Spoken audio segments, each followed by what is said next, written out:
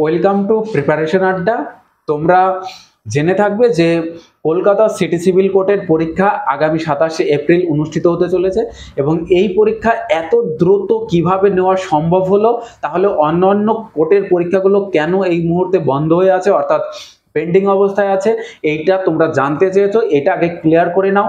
দেখো, city civil কোর্টের পরীক্ষা অর্থাৎ কমার্শিয়াল কোর্টের যে পরীক্ষা, এই পরীক্ষাগুলোতে ওবিসি সংক্রান্ত কোনো সমস্যা কিন্তু নোটিফিকেশনে ছিল না, অর্থাৎ নোটিফিকেশনে এই ওবিসি ক্যাটাগরিটাকে কিন্তু সেইভাবে রাখা হয়নি, যার দরুন এই পরীক্ষাটা কিন্তু দ্রুত নেওয়া সম্ভব হলো।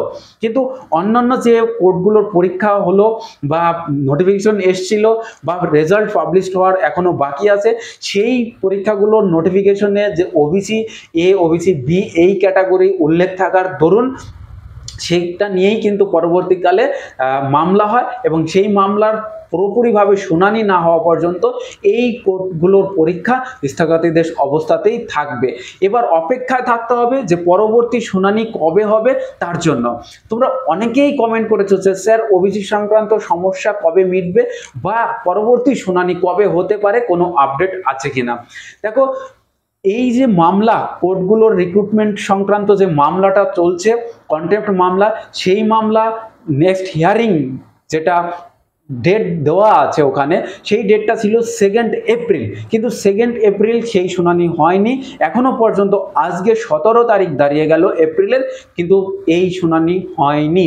আশা করা যায় দ্রুত অর্থাৎ আগামী সপ্তাহে উঠতে পারে বেঞ্চে, এবং এটা যেহেতু একটা ডিভিশন বেঞ্চের মামলা, তাই একটু অপেক্ষা করতে হবে।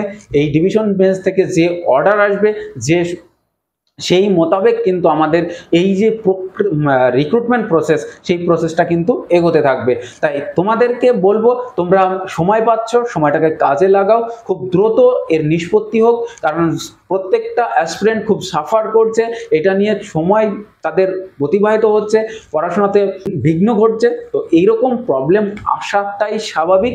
তোমরা নিশ্চিন্তে থাকো, খুব দ্রুত এই সমস্যার সমাধান হবে, রিক্রুটমেন্ট প্রসেস ঠিক এগোবে।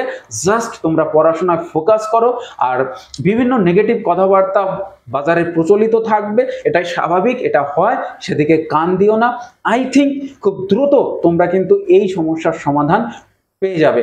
আর পরবর্তী শুনানিতে যে আপডেট আসবে, সেই আপডেটগুলো আমার চ্যানেলে তোমরা পেয়ে যাবে।